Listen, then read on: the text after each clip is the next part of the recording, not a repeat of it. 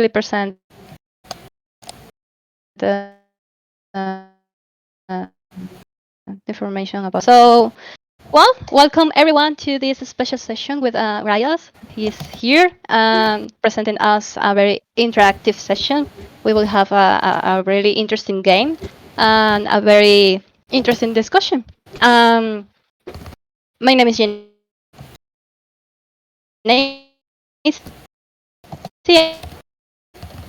I'm one of the gardeners of Trusted Seed, and Sorry, is it baking just for me? all It's choppy for me as well. Yeah. Well, I want to say is that Probably some connection problems. I texted to Yini. Hopefully it's a temporary thing. Are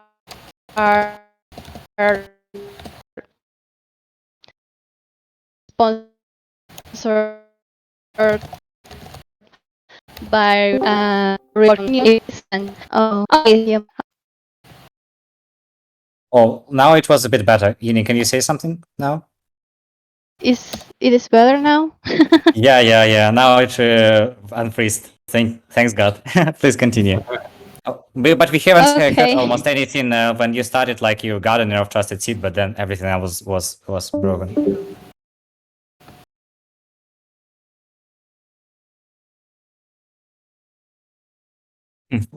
Okay, and Yini dropped. Maybe then I can do a quick intro to the session. We have Graial to present a really interactive session. Thanks, just quickly, thanks to our sponsors, the Common Stack, Give It, General Magic, and Giga. And on this note, I'm just passing to Graial, please.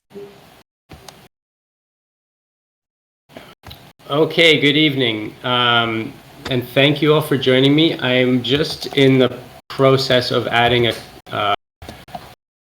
Let me get to this.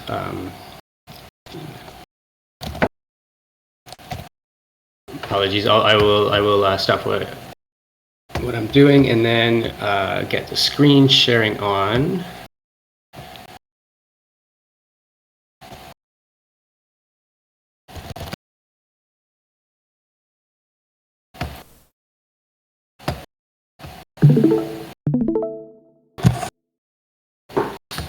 Actually, let's.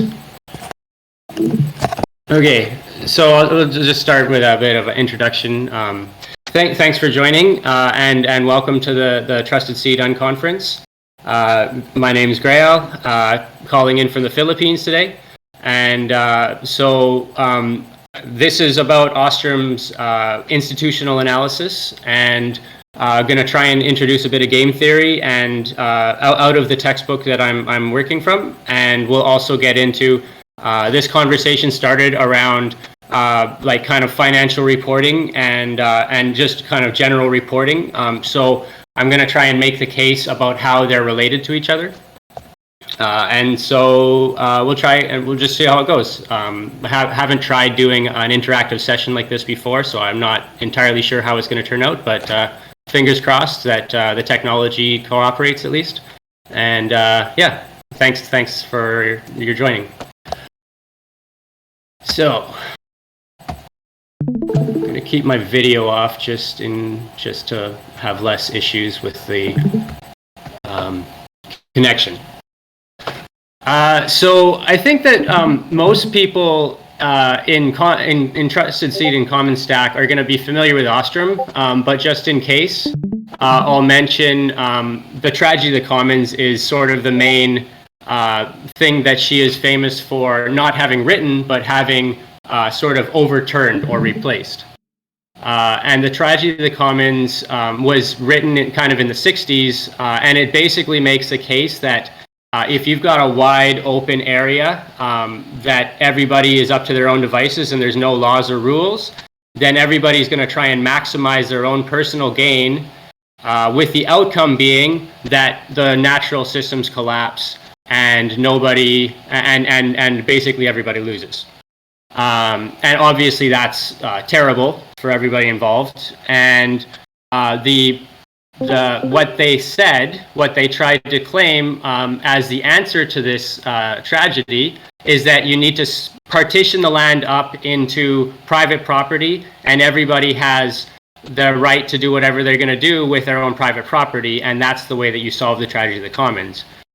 So that was what I was taught in university, and even though Ostrom won the Nobel Prize in like 2006 for overturning it, when I go and look at my university syllabus today, I don't see anything about Ostrom, and they still teach the tragedy of the commons. So even in my university, at least, even people who are still who are going up through the same university track as me will not know about this stuff. So on that basis, that's kind of why I've got a little bit of a bee in my bonnet about this, and would like to try to do this kind of public information dissemination and pushing of the theory, the economic theory behind it. So, financial disclaimer, because we're getting into financial stuff here. I'm not a lawyer. I'm not like a broker. I'm not formally trained in accounting. I just basically have been learning this stuff all of my adult life when it comes to like stock analysis, and I learned how to do double entry with my own personal bookkeeping, and I've built business models. I've done full like financial models that like balance with balance sheets, all that stuff. It's, I mean, the reasons that this stuff is important is coming to light with the collapse, things like the collapse of FTX, obviously, is at the very least, people that didn't know what they were doing in when it came to accounting, and then of course in the more nefarious case, straight up people pretending to be doing one thing and doing something very different, with huge financial and implications for other people involved. So the primary source of the Ostrom stuff I'm talking about here is Understanding Institutional Diversity. It's a full 300-something page book that she wrote specifically on this topic, and it's available on academia.edu if you want to have a look. We'll get into just to introduce institutional analysis and design, which she calls IAE, and the snatch game, which is also known as a trust game.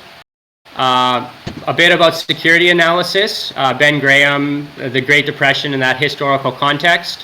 The Oracle of Omaha is Warren Buffett, if you're not familiar with that nickname. And he rose to prominence via insurance, which is a pooled commodity. And then I'm going to start relating the two: institutional analysis versus security analysis, and why that might be relevant for DAOs. And then talk about what that might mean for Trusted Seed and some of the other groups within this ecosystem. And I've done this a little bit in the past on another community, so I'll introduce that a bit too. So, any questions so far? Any comments? Happy for this to be kind of interactive, and we'll get into the game shortly. Okay, I'll keep going. So institutional analysis and design, I draw attention to the top right graph called the action arena. Game name kind of odd. You'll see the name Snatch versus Trust is very different framing. We'll get into the game name shortly, but in the original base case that Ostrom presents, she calls it the snatch game. So I'm sticking to the textbook with this. And she's very explicit when she talks about institutional analysis that the action arena in the center there is the primary focus of institutional analysis. That's what everything's working off of. And sorry, I'm just pulling up the chat there. Somebody said silent. Is that a problem? Are people having trouble hearing me? Okay. Okay, I'm going to keep going, but I've got the chat open now. I didn't have it open before, but I got it going now. So yeah, institutional analysis and design is just a very simple loop. You run the action arena, you evaluate the outcome, you look at how that is affected by the external conditions, attributes of the community. Okay, thanks, Daisy. I see your message. And then rules. Rules are the things that can be really controlled by the community, and that affects how people will act in the in future action arenas. And it's meant to be fractal by design. So action arena you can frame an action arena on one-on-one communications. You can frame an action arena like in small groups like this, which we're going to do. You can frame an action arena at the level of like a whole DAO, blockchain to blockchain. How does it's fractal by design. So it can be small, it's meant to be repeatable at so many different scales. That's like kind of a key feature. The key feature of this way of doing it, and simple algorithms are if you're going to be scaling stuff, keeping things simple is a good thing from that perspective. So, and then Ostrom, this is another. It's a little bit less related to institutional analysis, but I'm going to bring it up anyway because what I've noticed is that there's a common kind of misconception when people are talking about Ostrom. It's often said that it's often related to public goods, and Ostrom's main contribution to people's thinking about this stuff is actually more in common pool resources, and it's a kind of a subtle distinction, but it's just worth keeping in mind. We don't need to spend a bunch of time talking about it here, but I just want to bring it up because because it's such a common statement that I hear in like the online space when people are talking about Ostrom. And the thing that really keeps me in this space for my own personal work is if you look at the Wikipedia entry for common pool resources, you get this same 2x2 matrix. And they put public transportation versus free public transportation on opposite corners. And so that's an interesting distinction for me as somebody who is in the global trend of transport electrification and kind of designing what public transportation could become in an electrified future. So that's why this is such a fascinating and subject for me, and well worth putting the hours into learning it well. So that's just a little bit about me. I'm not going to be talking about my projects within this talk. This is more of a general information session. Yeah, the dogs may become much more audible later, and it might be actually really painful to hear. That's one of the things about the Philippines. You don't want to be a dog in the Philippines if you can help it. So the Snatch game. Yeah, we're already into chickens. So Ostrom's original framing of the Snatch game is you've got two households. It's like the prisoner's dilemma, where you've got two actors, and they're being faced with choices that are going to give them certain payoffs. So the way it's framed is that you've got two households. One of them produces only chickens, and one of them produces only potatoes. And the basic value proposition for each household is that they're going to get more value from meals that have chicken and potatoes versus just one or just the other. So they can do that by trading or otherwise procuring via snatching, as we'll get into a little bit later. So the basic point is that people should trade, but household 2 has the option. Yeah. Yes, definitely can do tortilla de patatas, chicken potato, maybe some maize also. Yeah. But the point is that the cornucopia, many different foods, is more valuable. Yeah, mice. Yeah. I'm going to assume, like, we're gonna the way if you're producing mice in your house, then the people you're trading with are going to get the same bonus regardless of whether they want to eat them as well or not. As far as this game's concerned. Yeah. So for this particular game, we're actually going to split everybody into 5 houses, so. We're going to do that now. So just give me... Iniesi, can you see? I still need to do house 3, 4, and 5 on the Google Doc. So maybe I'll do... If you can see house 3, if you can do house 3, I'll do house 5. And I did it. Oh, it's all done already?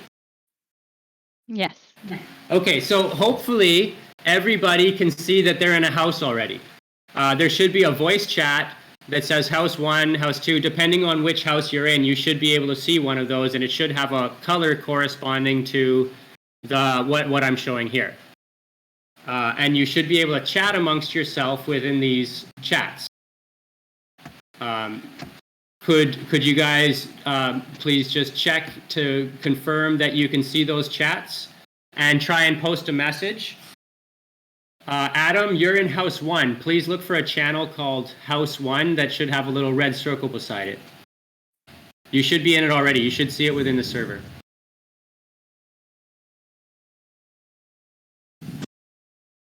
Yes, correct. It's right above the room. Okay, so as a house, we've got we've got 2 to 3 people. I think if you're not in a house yet, if you don't see one, please mention it in the community hall chat so that we can make sure we get you into one. Because I think a couple of people joined late and have not gotten into the channel yet. How do we get back to the participant? No, maybe we're okay. Okay, so yeah, if you're not in a house, then please do so. But the way this is going to work is I'm just going to call people up. I'm just going to call a house up one at a time to act and react, and we'll try. So for example, we've got house 2, which is Atotsum, Adam Boyle, and Max are in house 2, and then house 4 is Dowell and Juan K. Bell. So could I ask somebody from house 2 to offer? If I go back to this previous slide, you've got 10 units. You can offer between 0 and 10, and then the other house is going to either accept, refuse, or snatch it.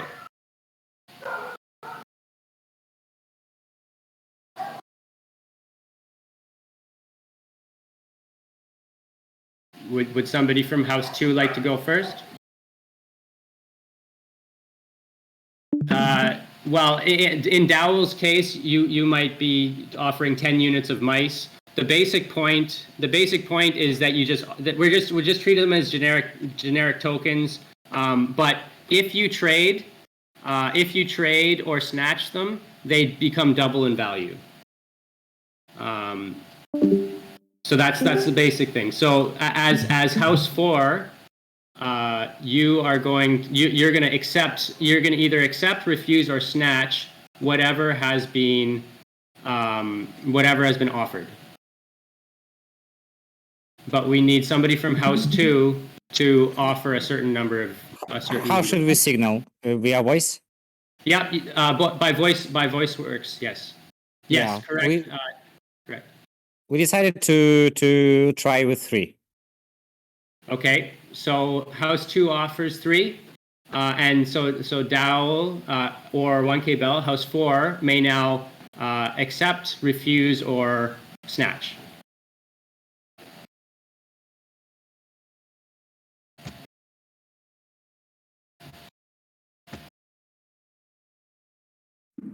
Should we accept DAO? Was that one? Sorry. Yes, House 4 accepts 3 units on exchange. Okay, so perfect. So in that case, you both received 6. So that's going to put you both at 16.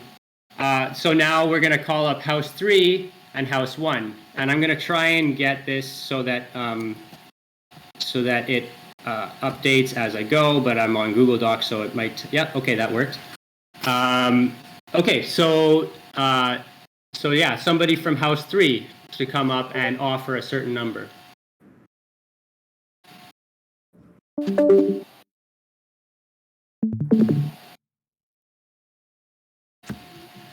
Wait, so how many do we have? You start out with 10. If you offer and they get snatched, then you lose them. If you offer and they're accepted, then you...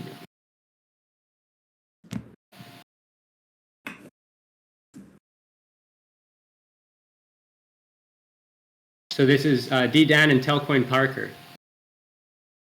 I say we offer 2 Okay. from Telcoin Parker. So House 3 has offered 2, and House 1 can now accept, refuse, or snatch.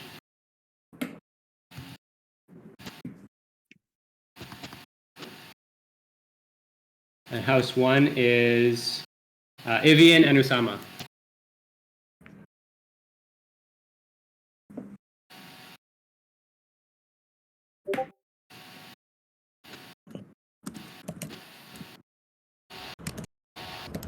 Ivian, Osama, can you hear me?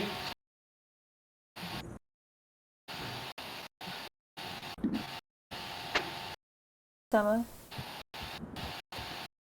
Hello, can you hear me? Yeah. Yes. I said snatch 3. Yeah. Okay. So House 1 is going to snatch. So that means that House 1 gets 8 and House 3 loses 2. Does that make sense? Or 4. So they offered 2, and so 2 were offered, so 2 have been lost, but the 4, the now House 1 gets the 4. That's the outcome of the snatch. It's updating. Hopefully you can see that on the screen. Okay, so moving on to House 4 and then House 3. So House 4 is... We are House 4. Yes, how would you like to act? We will offer 2 mice. Okay, 2 mice. And can I pick any house? No, this is for House 3. Okay. Yeah, 2 mice for House 3. House 3 will snatch. House 3 was snatch. I was gonna accept. You guys can just chat about it. Chat about it. No, that's okay. Telcoin We'll do accept. beat me to it, so that's fine. We'll snatch. Okay. You made up what you lost last time around. the thing about this is, you're going to notice that there's going to be a certain amount of reputation that moves around here, right? And because Ostrom's all about norms and rules, so that's kind of the interesting mechanism here. So yeah, next round. Go ahead. Can I just ask real quick? If they offered the 2 or whatever, and we could have accepted, or we could have snatched. I mean, we could do either. Correct. I guess I don't fully understand, but that's okay. Is it the same outcome if you snatch or accept if you're the person snatching? Yeah, and to be honest, I'm actually mistaken. It's actually 8. The outcome is the same in value. Let me update. Graial, can you explain one more time how it plays, because I'm just getting confused as well. I'll go back to the. So can you see? You can see you've got 15, 15. You've got 2 like you can. The household can offer or not offer. In the case that they don't offer, you just end up with the same as what you started with. If you do offer, the group can refuse, so everyone starts with what they started with. And in both of those cases, it's what you started with.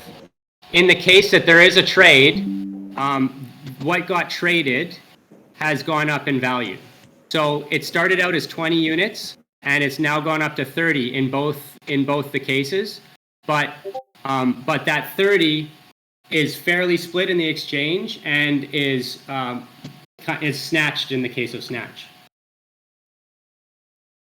So this is the case where 5 was offered. Is that making sense? Yeah, I get it now.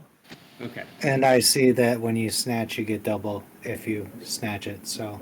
Right. Okay. Yeah. So in the exchange case, in the no deal situation, you end up with 20, but in the case of exchange or snatch, where units have traded hands, it goes up to 30. This is a very simple, basic case, and I've kind of incorporated a variant because this is just a single play, but we're actually doing multiple rounds, multiple plays. So I've tweaked the rules a little bit. Yeah, and like keeping track is one of the things that happens here between the houses, right? Because yeah. Anyways, we'll see how the dynamic plays out. We are so we're into house 5 now. So how would house 5 like to act?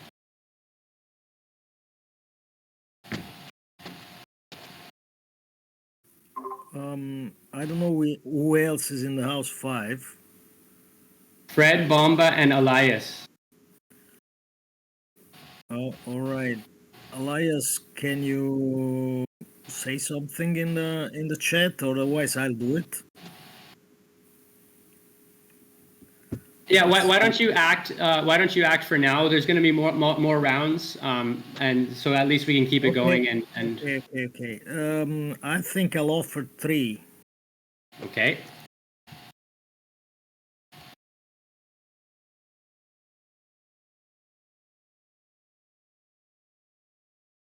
And how would house 2 like to respond?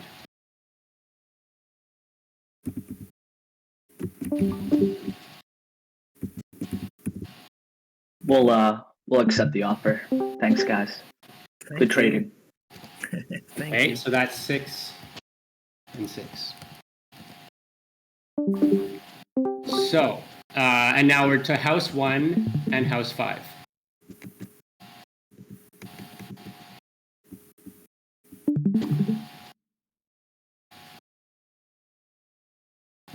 Oh, let me update.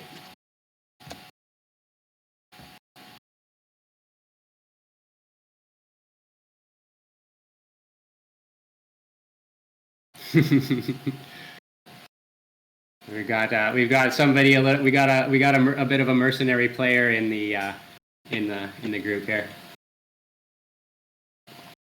House one is I think Usama and Ivian, right? Yeah. What is the offer? Yeah, you may choose how much to offer. We offer 2. Okay. And house 5.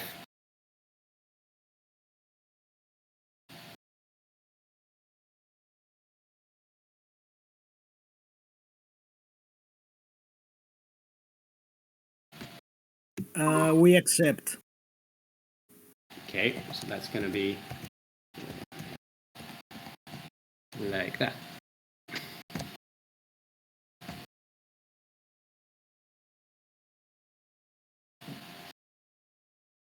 Okay, so is that making sense so far?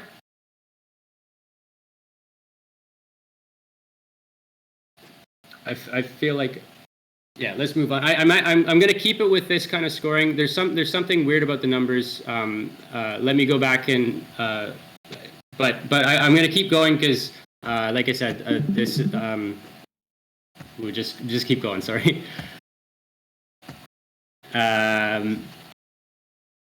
Okay, so in the security analysis, so Ben Graham, I'm sure many people are aware of the story of the 1929 great stock market crash, and have heard kind of like stories about the kinds of crazy stuff that was happening before that, a lot of margin trading and whatnot in the decades, get rich quick schemes, all sorts of scams. There was really no reporting in those times. There's no financial reporting, or if there was, there wasn't any kind of standards around it. It was voluntary. You could report if you wanted to, but you didn't have to. And the whole thing came tumbling down, and that caused a lot of people a lot of pain. It actually plunged the world into a Great Depression, and all sorts of other things in the next decades. And so Benjamin Graham was a professor who studied companies. He did a lot of research, I think out of Columbia University mostly. And he wrote this security analysis and published it about how to do security analysis in the face of you really have no idea what a company is doing. Sometimes Dungeon Master change game rules. Yes, I'll get the numbers sorted out, and I'll update you guys before, so you can see how the numbers play out properly. But this down in the 1934 is when security analysis was published, which is also the same year that the Securities and Exchange Commission was formed. They happened at the same time. So I think that there's a case to be made that security analysis did become like the Schelling point of stock analysis. Like when you're talking stocks and companies, the Schelling point. And I've heard a number of people speak to how they would like for Trusted Seed and Common Stack to become like the Schelling point for the commons. And so I just kind of point to a piece of history to speak to how that might play out this time around. And down in the bottom right corner, I don't know if you can recognize that signature. That's from Charles Ponzi. So 1920, he was offering that if you give him $200, he's going to give you $300 back in a couple months.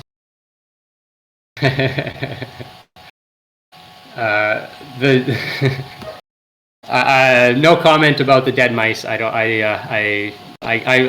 not such a good valuer of those sorts of things. But yeah. So the Ponzi. This is an example of the original Ponzi voucher that bears the name of the original writer. So yeah. Getting into Buffett. Buffett would have been 4 years old when security analysis was written. He was an entrepreneur throughout his kind of teenage years, and he actually approached this Geico, which he's like kind of famously one of the primary owners of, as a 21-year-old, because he knew that Benjamin Graham was a board member of it. And within a few years, he was working for that Graham's investment firm, and he began buying Berkshire Hathaway, which is a massive insurance company, even in those days, as a 31-year-old. And I know a lot of people in this space would not really consider them business oriented or entrepreneurs, but insurance itself is basically resource pooling. And so with Elinor Ostrom and commons and tokens and all of this stuff, it's all a form of resource pooling. And Warren Buffett really mastered that game. And so when I speaking to the Oracle of Omaha, he's just really managed to just be better at it than everybody else. So it's worth your time if you have the time to spend, and they're long books, but these books are very, very prescient if you have the patience for them. But they're complicated and kind of old too, so I can appreciate if you don't want to. But I'll just read his comment. The basic ideas of investing are to look at stocks as business, use the market fluctuations, and seek a margin of safety. So margin of safety in this case is in the case where you don't know what is actually going on under the hood, basically pay less for it. Anything that you're paying above what you can see and objectively value, they call that, when you're accounting for it, they're going to call that goodwill. You believe that it's worth this much extra, and when you actually go to an accountant to represent that on the books, because it's clear that you paid a certain amount, they're going to write it as goodwill, and that might get written down. Buffett definitely has a lot to say about utility tokens and speculation in general. I think that there would be people who could make a case to Buffett about a utility token in some cases that he would respect, but he's never been one to encourage people to speculate on stuff. He's always been really, he would even say about himself that he's a wimp when it comes to investing. He's just he doesn't, if he can't see it, if he can't see it, he doesn't want to pay for it, and generally he would rather pay less than what it's worth. And that's the margin of safety, because you just never know what it's actually worth, especially coming from a world when nobody was recording anything. And he says that 100 years from now, it'll still be the cornerstone of investing. And I think that's a reasonable statement to make. Okay, so let me just go back to this. So in the case where 3 was offered, it became worth 12. In the case where 2 was offered, it should have been worth 8. No, it should have been worth 4. So in the case, these two should be 6. Hopefully that, okay. Oh boy, what's going on? Are you guys following? How's the audio coming through? Hopefully I'm not boring you all to death with this. Okay, cool. Okay, can you see what I've done now? I've updated the numbers. So in the case where 3 was offered, it became 3 each, which doubled to be worth 12. In the case where 2 was offered, it was 2 each when doubled to be worth should be worth I'm getting myself all confused again. It's coming out as 4 anyway. 10, 20 to 30, 2, 4 to 8. 10. Yeah, thanks, Max. I should have run through these scenarios a bit more closely. Yeah, why am I getting this mixed up? 3, 6 should be worth 12. So 12. Yeah, that's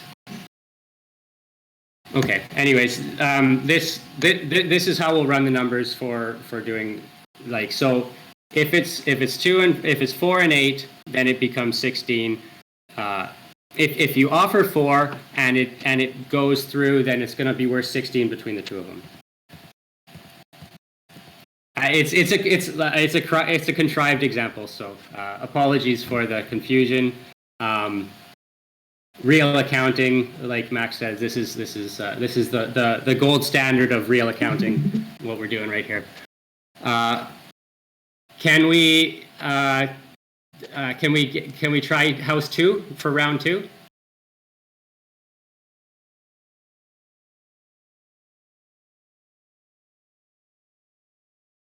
Okay, so house 2 is going to offer 3. And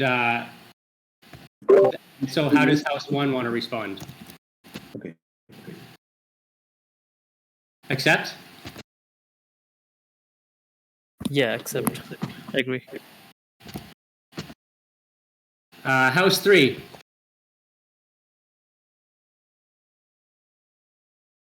How would house 3 like to offer? What's the offer? Or who are we offering to? House 3 is offering to house 2. All right, Dan, what do you think? Offer 6. Go big. Wow. Ooh, 6. All right. Uh-oh. House 2, how would you like to respond to 6?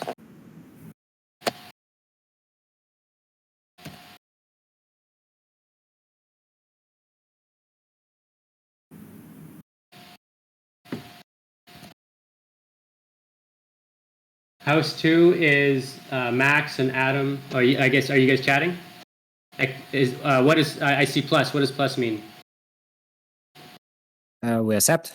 Exchange. Okay. Okay, so 6 and 12 double that. That's 24. So you're gonna get 12 each. Okay, house 5.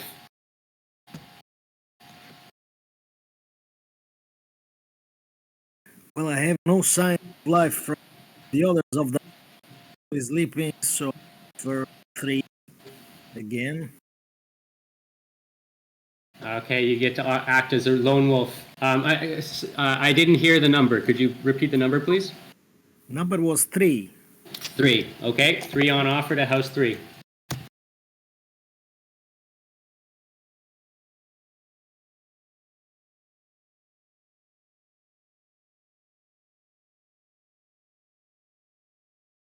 So house 3 was offered, right? Correct. House 3 is now in a position to accept, reject, or snatch. I'm gonna go with snatch here. Don't let that reflect on my character, but just for game purposes. Okay. So in the case of 3, you go 3, 6, up to 12, but so it's going to be 9 and negative 3.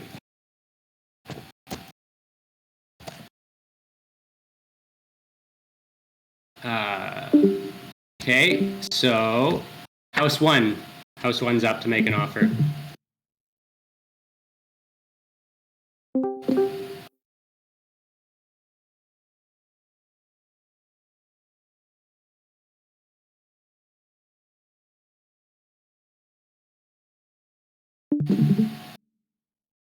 Anyone in from house 1? We offer 3. Okay.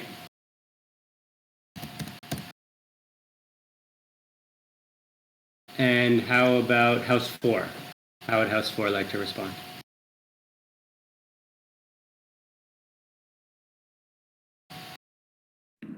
Sure, we accept. House 3 accepts, so 6 to each. And now house 4 can offer for the next round.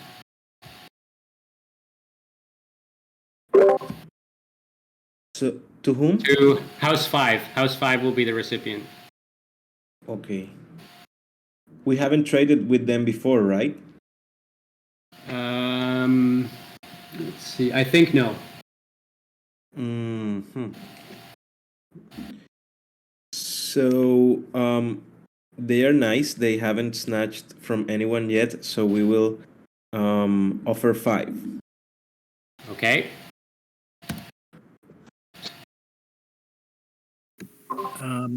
I accept gladly.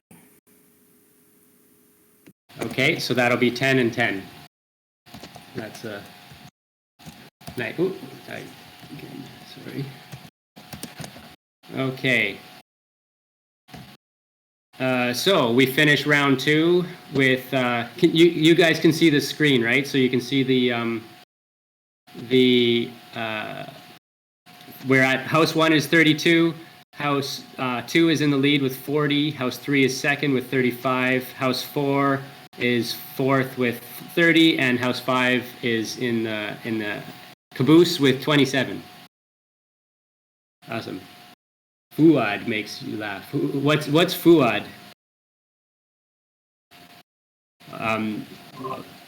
It's the smoke. The smoke. Yeah, it's the bad vibe thrown to us. We have enough chicken anyway.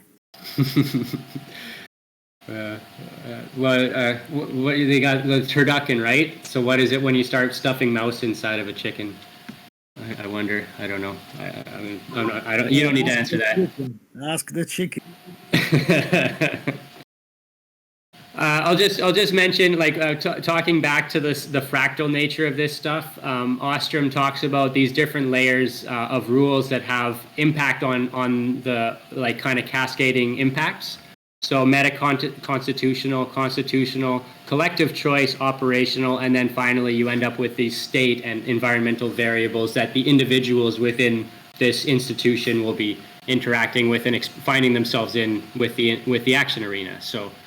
It's just a little snippet out of the book that she mentions. So let's move on. So as I mentioned, I haven't actually been a member of a DAO per se, and so my observations are just my own sort of from a bit of a outsider's perspective. But I'm gonna try and comment on what I've seen people appear to be going for, and like the self-organization without explicitly profit oriented. I think that's a common thing I've seen. The idea that it wouldn't be a corporation, I would say that's a fairly common trend. The fact that this is very internet based and people are in all sorts of countries, I think, is an important aspect of that.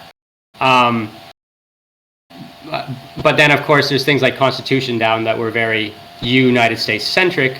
So that was what I did, and that's kind of my observation of the intention behind a lot of these projects. And then number 2, raising funds. Like there's very little in crypto that doesn't have a financial aspect to it. So this raising of funds is a big important piece. And then sustainability is often not the first thing that people mention when they're talking about DAO, but I think a lot of people do appreciate the fact that there is the chance to have this other way, this other means of deriving income. And it usually comes from being able to get income from the DAO first, and the ways that the DAO itself generates income is often second, because the ability to sell the token has traditionally, I say traditionally, it's only been around for a couple of years, but has managed to bring so much money in that they don't need, that you can get away for a certain amount of time without having this kind of profitability or income aspect to it. So hopefully, like we're almost at an hour, and I'm about halfway through my slides. Hopefully, I'm not going too far out of overtime with this. But if you need to leave or anything, then I don't understand that for sure. I appreciate the money and founding. As somebody who has founded things in the past, I definitely appreciate the tension there. Yeah, I appreciate the tension there. Narratives and processes, yeah, and narratives around a token can be quite powerful. I think that's been demonstrated in a lot of projects. Partaking in flow also. and yeah, food in the belly, narratives. Well, I mean, people can go a long time with no food, but like no food in the belly, but fire in the heart, and narratives can sometimes create that. So, the one that I saw was Rally. Rally was a token that raised like $40 million worth or so, and was getting reported on CoinMarketCap in the billions of dollars, going after the creator economy. And if you are familiar, in July, the SEC mentioned 15 tokens that were getting identified as securities. And so the fact that I was the fact that I had been within Rally as a token holder and stuff, and watching how it all played out, I can speak to these aspects specifically. And so I just mentioned the parts that the SEC mentioned about Rally that had security-like aspects to them, that basically imply that they are somehow a security, or like there's a lot of different kinds of securities, because you can have securities where you have voting rights, but you don't have income. You can't derive income from the ownership. That can happen within existing forms of securities. Like voting power, operating multiple projects, having a fundraising for a treasury, common enterprise where other people's work are feeding your income, having a team, like a core team that's contributing to the success and the expectation of profit. All of those were pretty clearly securities. And when you compare that to like Bitcoin and Ethereum are the two that are kind of being treated as commodities, you can see the distinction there.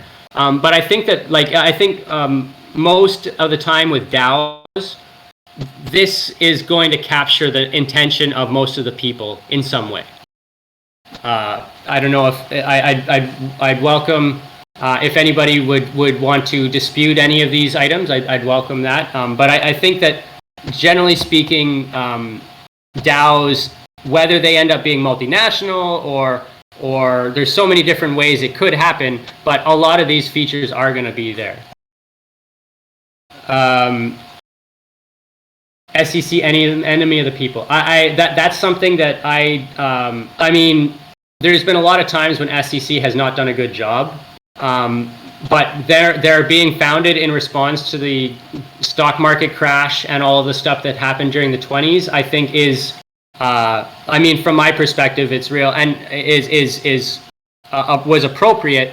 And as somebody who, in my early career, spent a lot of time analyzing securities, knowing that I can trust what I'm reading, and that if people misrepresented what they wrote in their reports, that there's a lot of confidence to be had in that aspect of an organization. So the presence of a Securities and Exchange Commission gives some, enforces that. Does BlackRock give me confidence? I've never bought any of BlackRock's products. I don't intend to buy BlackRock's products. BlackRock is ETFs, right? So if like the ETFs is basically put money in the stock market. Put money in the stock market and you don't know what's going to do with it. So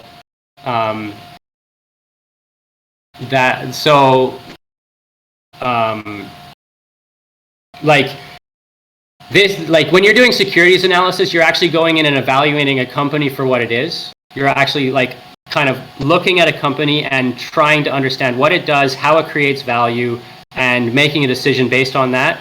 When you're buying ETFs, you're just buying everything and assuming that the industry as a whole is going to do the right thing. And BlackRock is one of the outcomes of that kind of approach to things. It's the easy way to do it. And in many cases, you're the winner. But what's kind of happened is so many people have put their money into ETFs and passive investing forms instead of doing the work of analyzing businesses that I think that's part of what has fueled the chaos that the market is becoming, even in the securities markets. I think that the passive investing philosophy of just buy the market is a big contributor to that, personally.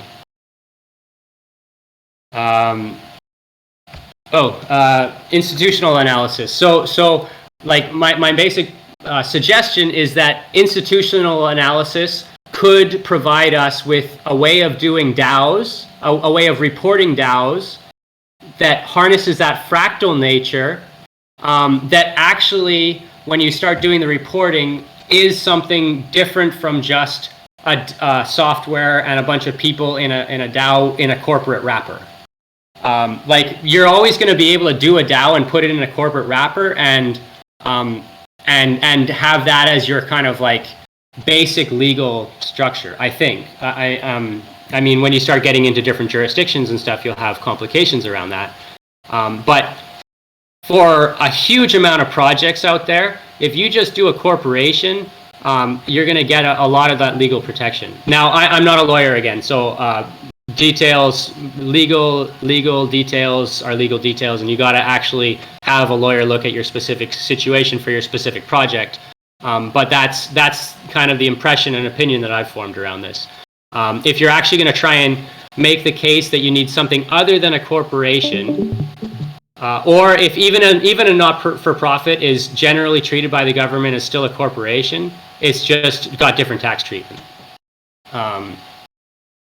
So yeah, I see it as being in these fractal maths and game theory and the action arena as the fundamental unit of analysis, being the way that you kind of leverage the hold-on of the DAO, and the hold-on is like a fractal element. So like a common example of a hold-on is the seed and the tree within the seed, or the pine cone within the tree and the seed within the pine cone. Those are like fractal structures. They like it represents the concept that they are their own thing, they're independent, they have their own purpose, but they are part of the broader mechanism, the broader entity. So that's like the if you read through Understanding Institutional Diversity, the hold-on, she dedicates a section of it to that hold-on and explaining the fractal nature of institutional analysis and design. These are maths that did not exist when Benjamin Graham wrote Security Analysis. So if there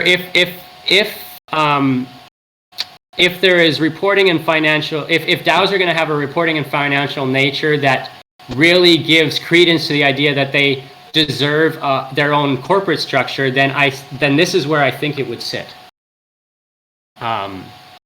Yeah, and so it kind of goes beyond the concept of the commons per se, because when Ostrom was drafting this, she wasn't talking about commons, she was talking about institutions. And she was observing commons like pastures and fishermen and stuff like that, and treating them as their own informal institution that doesn't need to be divided up into individual property rights, because they can function, they can make their own decisions on their own and be respected as their own autonomous entity. So that's where I see the parallels. I don't know if any of that was controversial. We can, if anyone wants to say anything, we can talk about that a bit, or we can move into round 3.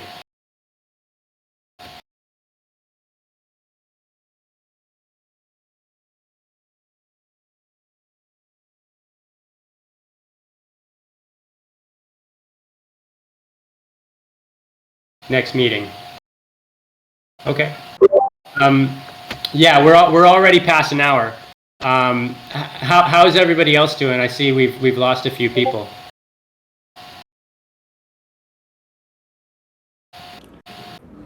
Good.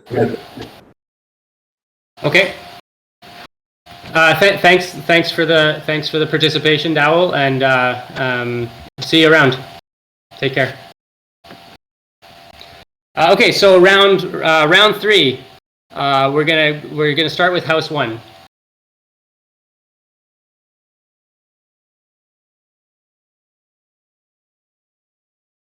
So house 1 was Ivian and Usama.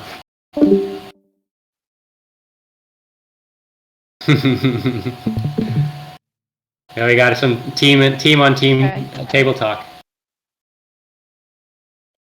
Yes. Well, our representation here, Usama is not here, but we are thinking, Ivy and I. Okay. Sure.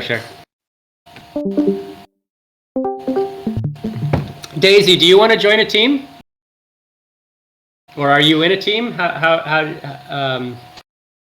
You might be able to see all the chat channels, so maybe that wouldn't be fair.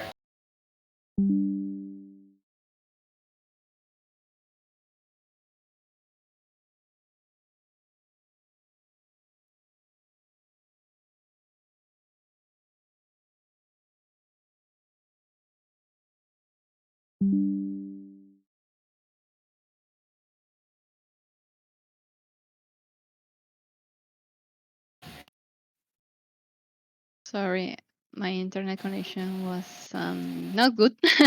Okay, well, so let's offer. I don't know. I'm a little bit lost yet with the game. Sorry. If I said offer, I should say a number, right? Yeah, you could offer. I mean, your team has 32 right now, so you could offer anywhere between 0 and 32. Okay. Oh, okay. Gotcha. We offer 5. 5. Okay. And we're how about 2? House 2? How do you want to respond? Not that this has anything to do with my decision making, but how many rounds are left? There's 5 rounds in total, unless people are getting tired and they want to break off. Got it. We will accept. Okay. So that 10 to 20, so 10 each. Okay, house 3.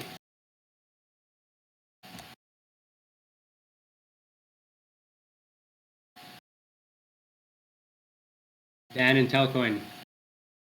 We'll offer 5. Okay. House 5.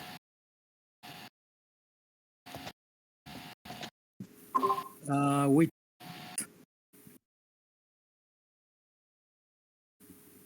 Sorry, could you repeat, please? we take it. Okay. 10 and 10. House 4. House 4 is going to offer to House 1.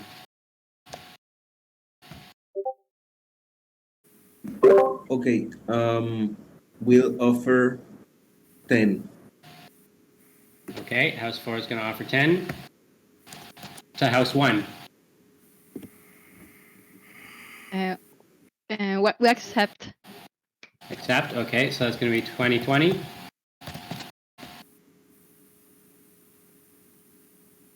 And House 2 to House 3.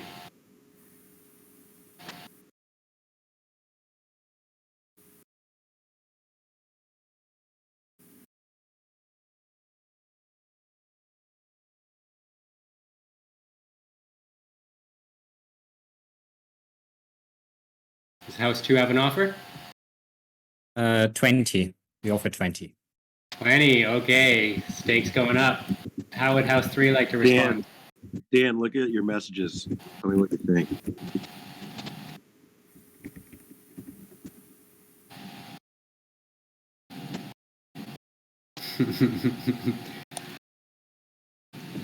Here comes the scheming. We're gonna accept it.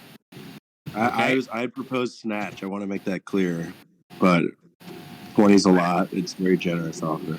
I'll accept. Okay. So accept. Good. House 5. Yeah, I'm still not having feedback, so I go responsibility. I'm sorry, I didn't hear the number. Could you repeat the number, please? 15. Okay. House 4.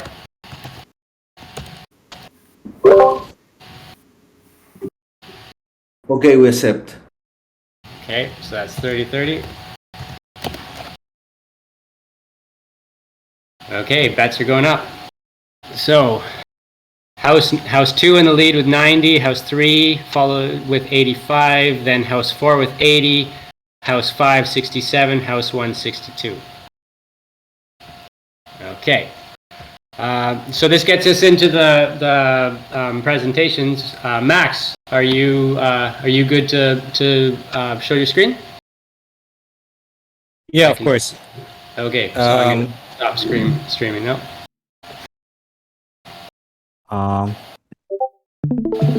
Let me know when you can see it, please.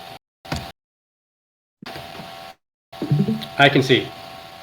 Yeah, so just in case we're not a security, we have a token which is like just a reputation token, exactly in line with which was proposed. But also as a matter of like sharing the accounting approaches from comments, like we want to also give our take on it, and it's not best practice, I could say, because I see a lot of improvements that can be done. But you can see our yearly P&L. We also have some like balance sheet and everything, but I haven't updated that recently. But this is something I'm looking really a lot into. So you could see that yeah, we have few sources of income. Most of the year we had just membership dues, and that was due to our model, which was more closer to the club good. But then first of all, we wanted to go more with a line of public goods and present something open to everybody, and also diversifying the income sources, also in the face of the bear market. So you could see we started to accept some donations, and also we got some sponsorship for this Unconference. And we were looking like in yellow. There's some things I'm currently focusing now. Like we'll be really asking in the end of the conference to kind of support us with the donations, so we can come at least break even this year. And regarding the expenses, you can see also the biggest expense so far was the like our salaries as gardeners, maintaining this. And this one with scholarship grants, this one is a tricky thing, because on the one hand, like we got some people who were needing the scholarship, so we kind of accounted both them as kind of giving us the membership due, but then we kind of paid for them. That's why we have this extra spend here. And yeah, we also spent a bit for marketing, and we're investing in our legal entity, in legal fees and operational costs. We will have a bit more like in lawyer fees next year, as we're currently under like simplified rules for accounting. But as our numbers will grow, and due to the like regulation, we would be needed to fill some reporting as well. So yeah, this is a simple P&L. I think it's nothing too complex. It's I would expect in any organization I work in. But if you have any questions or comments on this, please let me know.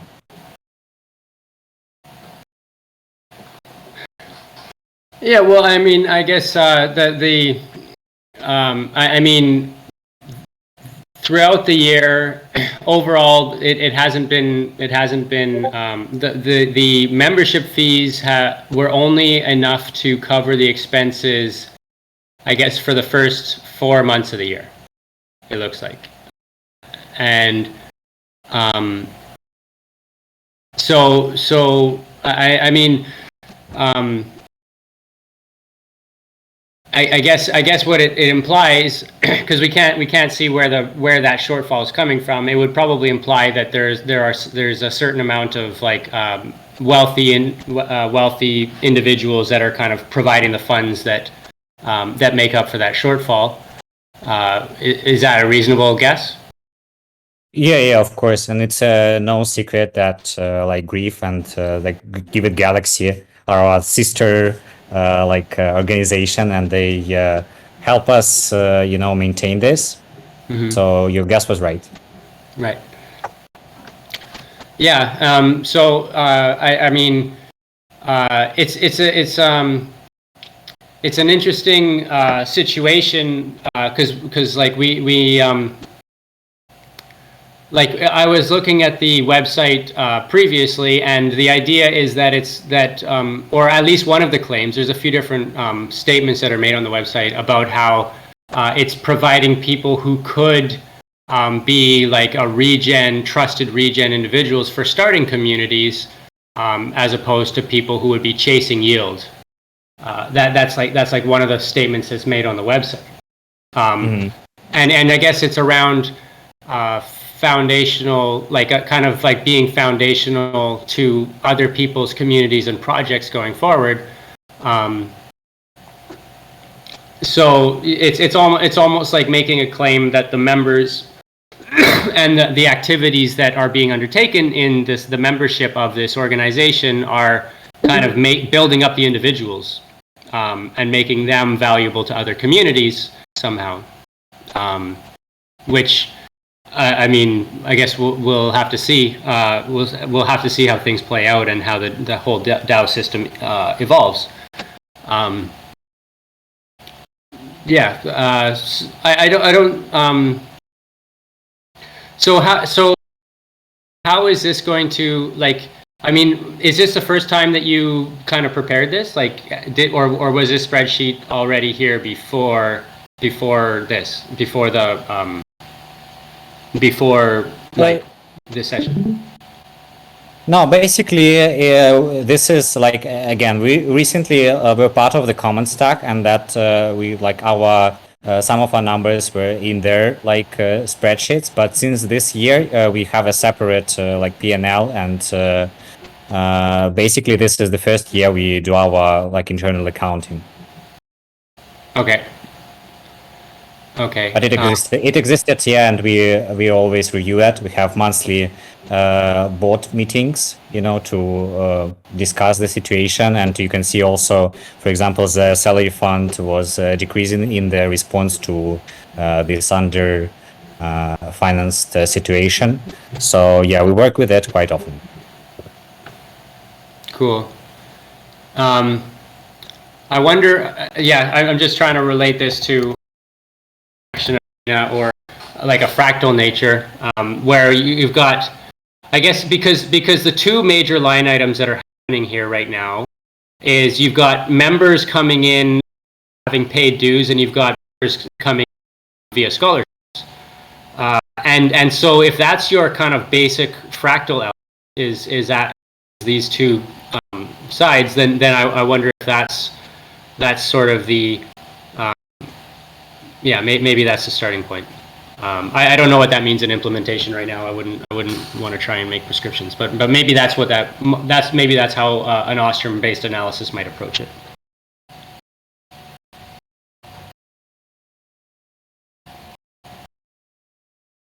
Okay. What's the first line of expenses again? It's kind of blurry. Oh, sorry. It's contractor gardener's expenses. It's basically salaries of the team, like me, Yini, and Ivy. Okay. So yeah, that I guess that would be like I'm not sure how that one would. Because that's at the individual level. Maybe somehow that that could get framed around an action arena. Again, I think it's too. I would like to just come up with something on the spot. I wouldn't want to try and do that right now. But like maybe just because it's all about the people. Maybe the fractal framing would be really just focusing on the individual. In this, probably a lot of would be like that.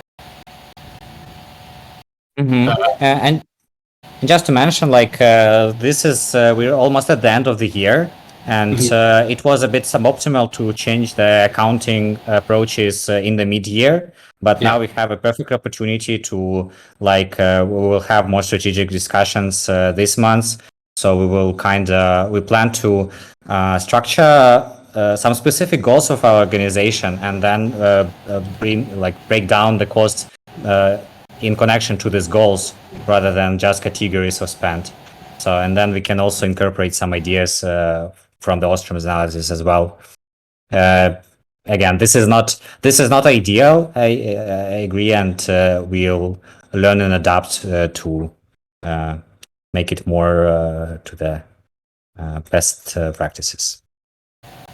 Yeah, well, I mean, at this stage, like if you're talking about accounting best practices, of course, you've got like IFRS, which replaced GAAP, and that's like the international standard for accounting. And I would definitely never try to say that institutional analysis somehow, but I'm talking about like a new way of presenting things that is DAO, that's like DAO native. It might to it. So I guess that's the point that I definitely would try to say that you do it without proper accounting in place. So the fact that this is here is means you're already well along the way there with that, right? And I think there is no best practices at this point, especially if you're trying to go Ostrom. There's really I don't think there's even really many case studies to speak to unless you're talking about academic studies of pastures and stuff.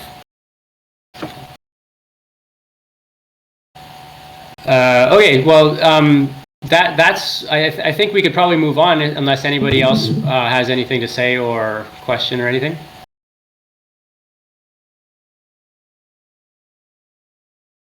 Okay. So the next one is gravity. So back to slideshow. Okay, actually, that was the wrong window. So with gravity, is for if in case anybody's not familiar, gravity is a group that is aspiring to be a DAO within the Token Engineering Commons. Juan, would you like to say anything in introduction? Yeah, sure.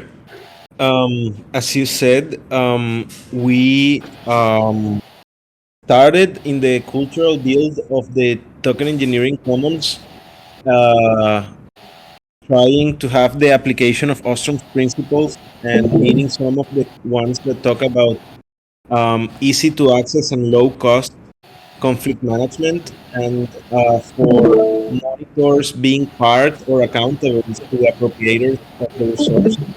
So what we are doing is that we are making a mutual monitoring system where the people in the organization, anyone or the ones that get the training that we offer, can facilitate on this mutual monitoring and support the conflict management, because one of the things of this tragedy of the commons is that when rules apply to someone and don't apply to other people, there's a high incentive to break the rules, or rules can be broken and people don't say anything about them.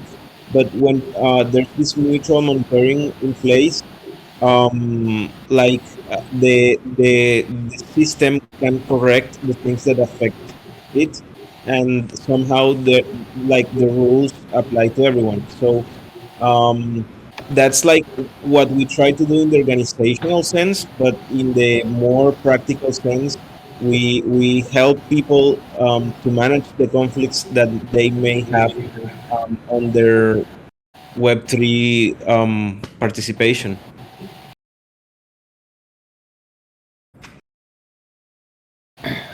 Yep, very nice. And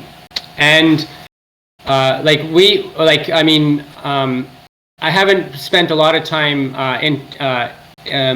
communicating with Gravity, but we were in the Commons Prize together, and I remember that you mentioned at one point that you had been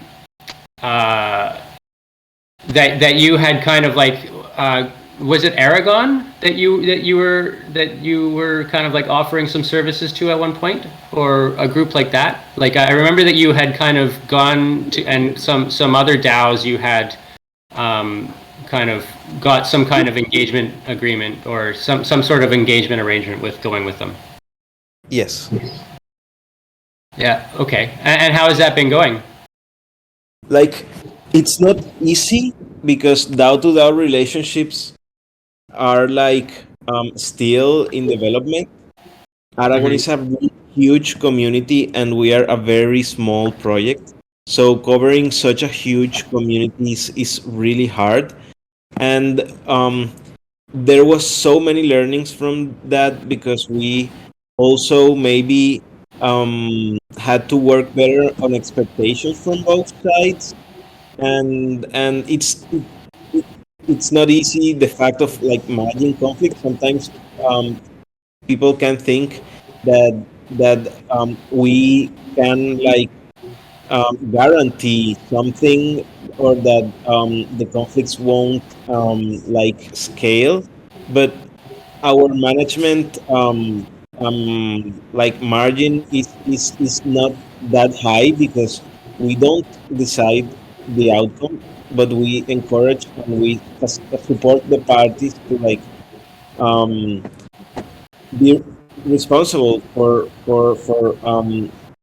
the management, and we facilitate that there is an outcome, but outcomes are not always positive and we cannot commit to a positive outcome always. Sometimes we are just managing things and we can like provide some de-escalation, but if there is not an agreement between parts, like there's also not much that we can do to enforce an agreement, or yeah. I don't know. I am like sharing some of the latest thoughts that we've had in our discussion. Right. And so I think if I remember right, you were doing seminars, and then sometimes you might get called to somehow speak to the people involved. Is that right? Like okay, something happened. There was some kind of an incident, and so your role, you have like a role to play within that incident that happened. Is that right? Sure. The common stack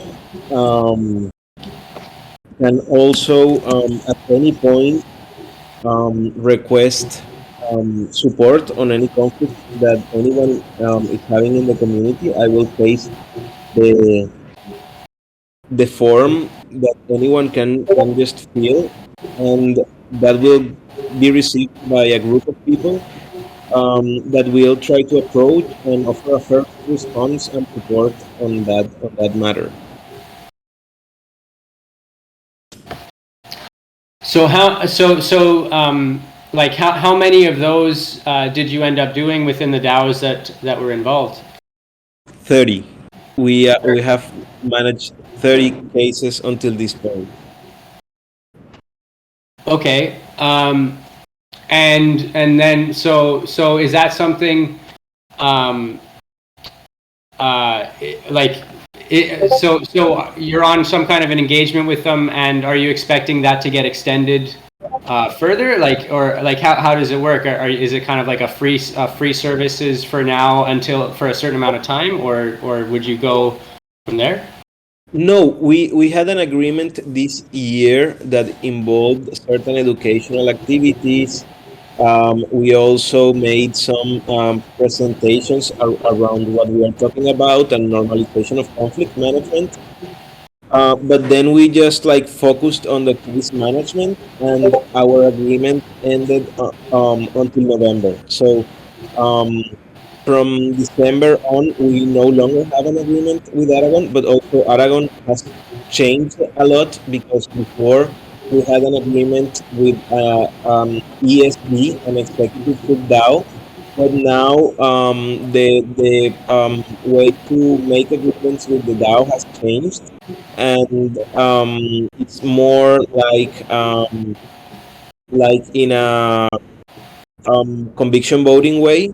So you have to post your proposal, and then the community supports it or not. So yeah, we are thinking of asking for further funding on next year, but we are still in the proposal drafting phase.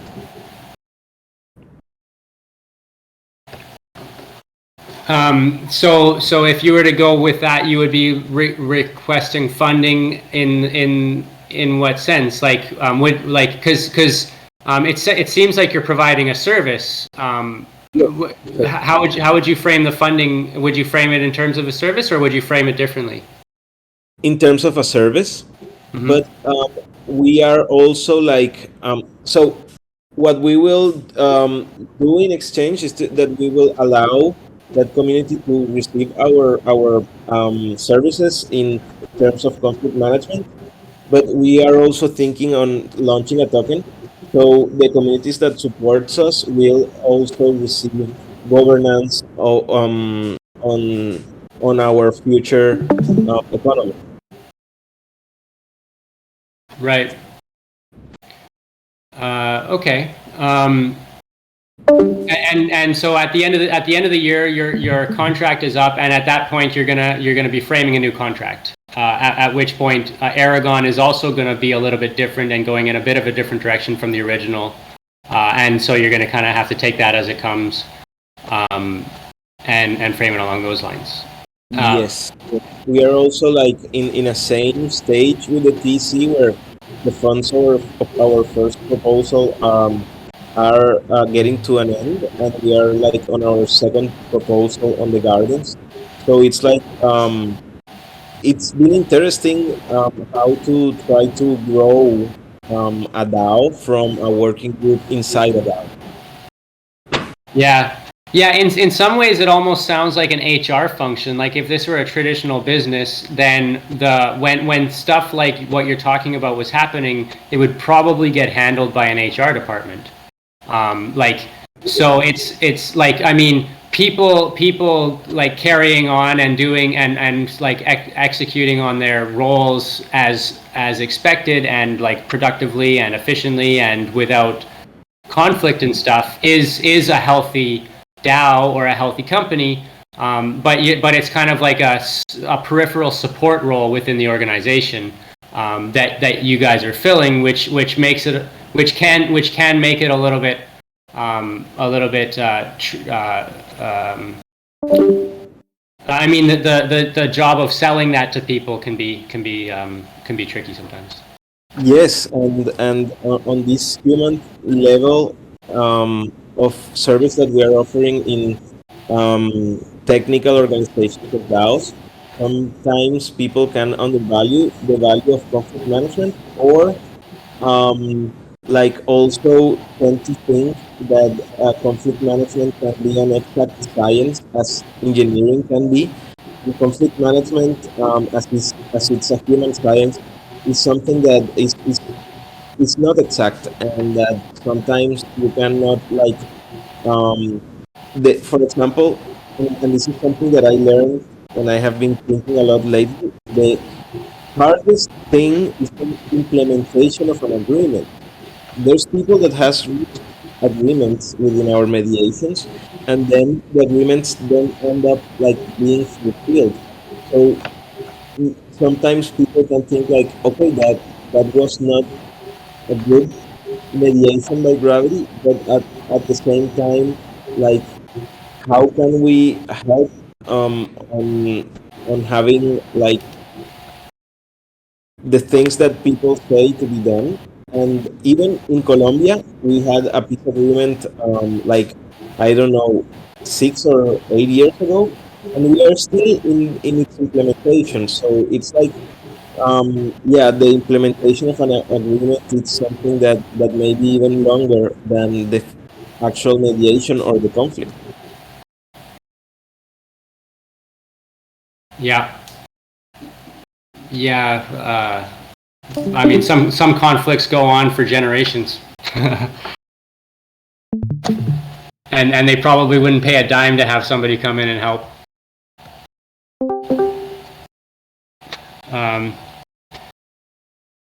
Okay, well, we've kind of gone like way over time on the schedules. And we're kind of down to trusted seed people now. So I wonder if maybe we just talk a little bit about the numbers here.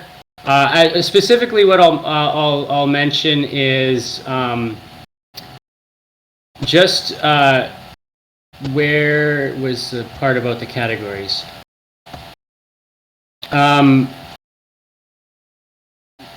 Info details.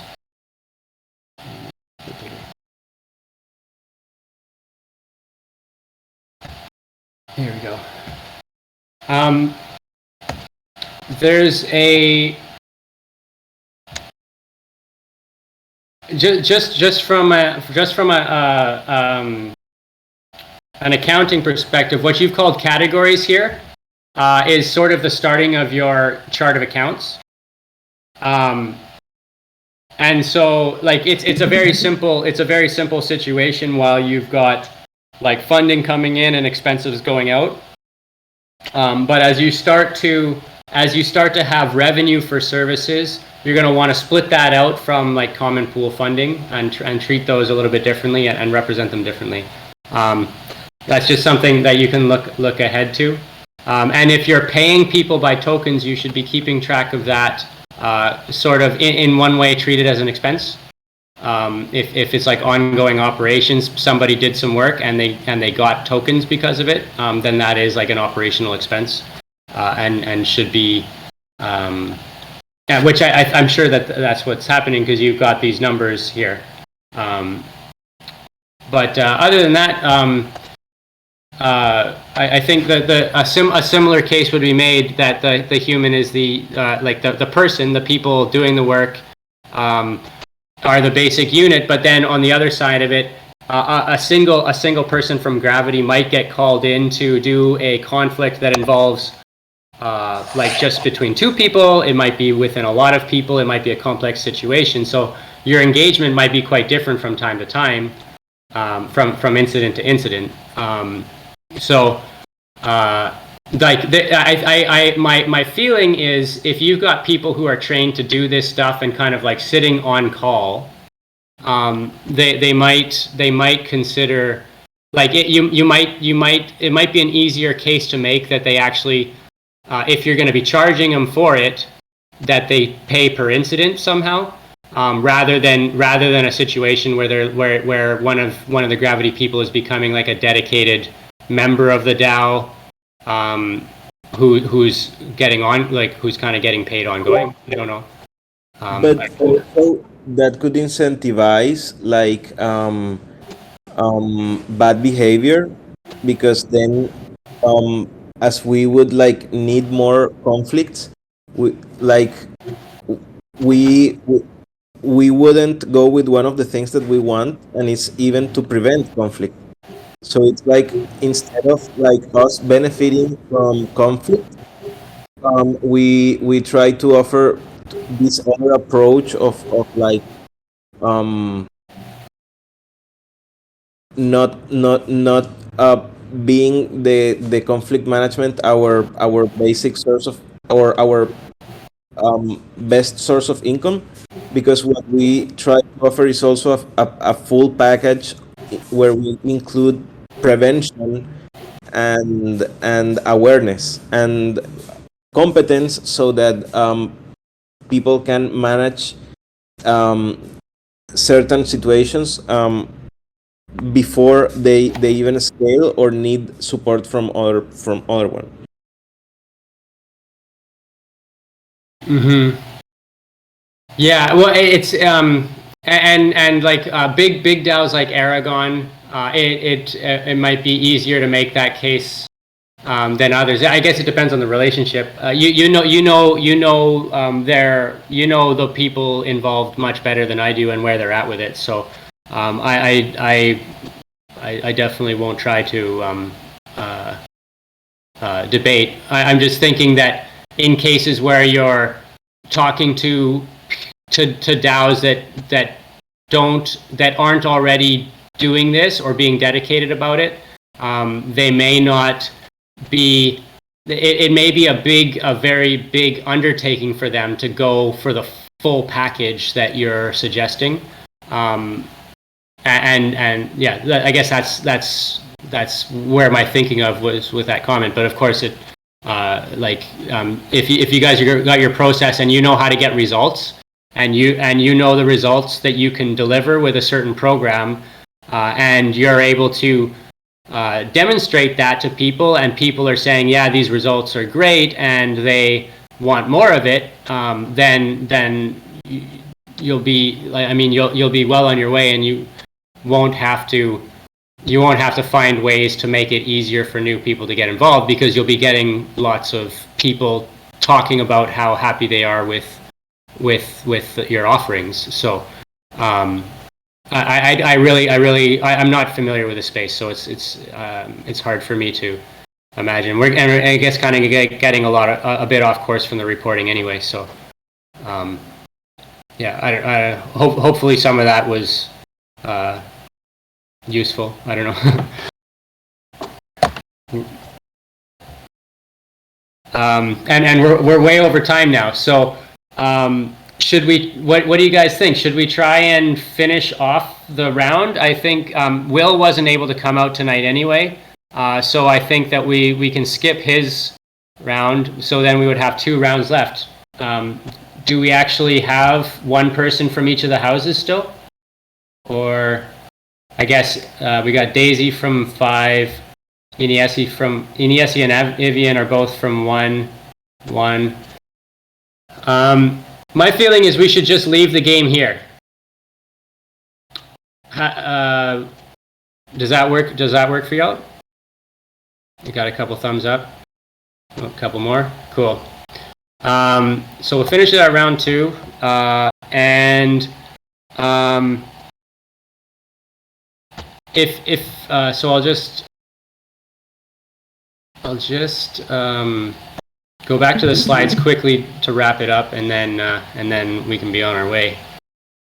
Evening. Where are we? I'll post these slides to our website. This talks a little bit about social dilemmas and the Snatch game. There's a bit in here about, it's called the Attico syntax, which is how rules are framed. And just like the basic syntax of writing rules within Ostrom's framework. And yeah, talking about social dilemmas, and it's really like Ostrom laid the framework for developing the rules that overcome this without having to resort to specific property rights enforced by a centralized authority. This is an analysis that I did. It's available on our website, and I think it's linked into the original Notion. So if you're interested in just reading about like the move coin on Rally that I did previously, then you could check that out. This is an example of when you start getting more complicated with the Snatch game. And you start talking about what happens when people obey the laws, don't obey. What do the internal people do? What do the other people? What do the external people do? And it just there's all sorts of ways you can run the scenario to study action arenas in the presence of certain rules and figuring out how to tweak those rules for certain expected outcomes. And for finishing off, the way I learned accounting was from Nucash, gnucash.org. It's an open source software that's got a great little user manual that explains how double entry accounting works. It's not cloud enabled, so that's a major limitation of it, but I used to just keep my own personal bookkeeping using that, and it taught me a lot. So it's a pretty fundamental skill as a professional to be able to do this stuff, and so if it's something that you're willing to spend some time getting good at, then Nucash is a great tool. As far as trusted seed goes, looking at the polycentricity and fractal bits would be a way to keep going. The goals, Max already said he thinks making the goals more public is something that trusted seed would like to do, which sounds great.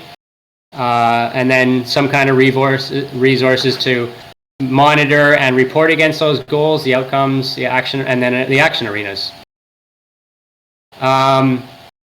So yeah, that's my whole presentation.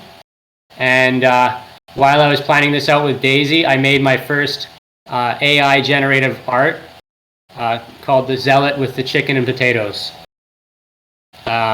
So I made my first pope, which I can give a pope to somebody. I don't know if any of you have any ideas about how we should decide who to give the pope to. By the way, the zealot is one of the players within the like types that's named here. This high. They put a large amount of value on the external changes and payoffs from following the rules. So the zealot is basically the one who is very like who is extremely adherent to the rules and makes and puts a lot of, like, I guess, social value on it. So this is what Dali gave me when I asked for a zealot with chicken and potatoes.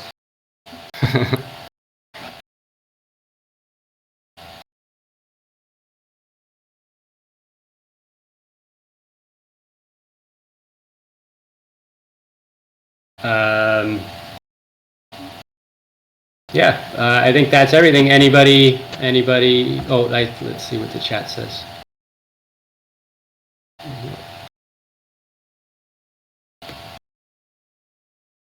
Yeah. And actually, I ended up doing a second and a third one. So this is the other zealot with chicken and potatoes. So the evolution of the zealot after 10 or 15 years, I guess, of obeying all the norms, gets a little bit cranky or determined, or I really don't know. It's AI generated. So yeah, that's it for me. I don't know who's still listening. I see Daisy still in, but I think that I am going to sign out from here.